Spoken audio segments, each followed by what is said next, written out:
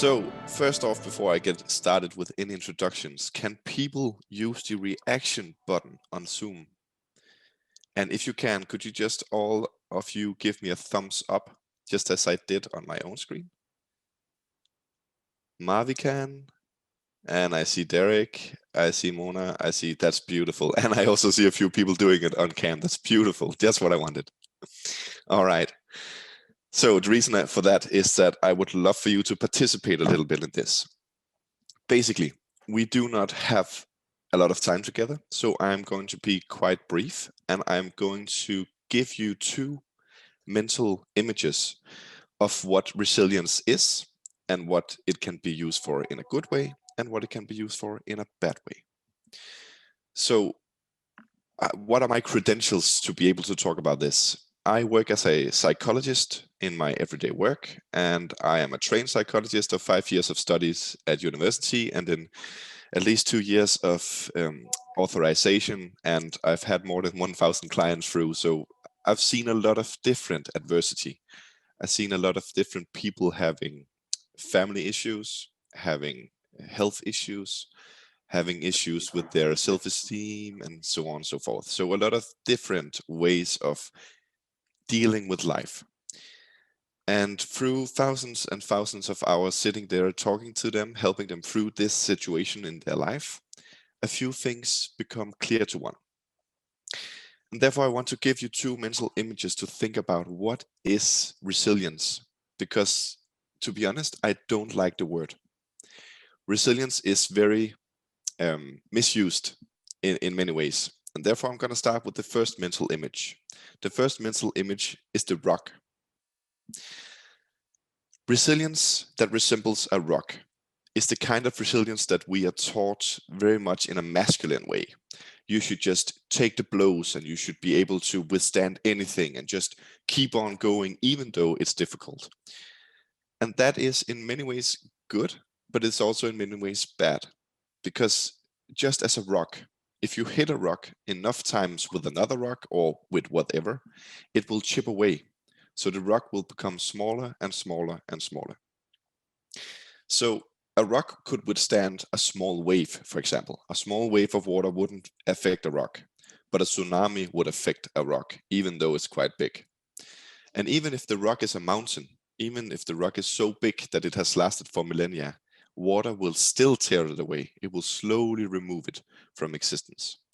And if you think about resilience as being a rock, you will have a hard time withstanding forever. Therefore, the resilience that we are often taught, the resilience of just stand up, get on with it, is not that bad, or you can't do anything about it, that it is in many ways a bad way of understanding resilience. Now, there are other ways of understanding resilience as well. And therefore, I'm going to give you the second mental image, and that is the image of water. I'm giving you a wave right here. I practiced this before we did this. So why is water a better way of thinking about resilience? Now, what happens if you throw something into a lake of water? Immediately, the water will become abrupt. It will move around. It will create waves. It will feel that hit. And that's how we work as humans as well. If, for example, you lose a loved one, you're not supposed to say, that's fine. I don't care about that. That's a really bad way of handling sadness. Another way of handling it is instead to find a way of, oh, sorry, I'm just going to shut the door 1 second.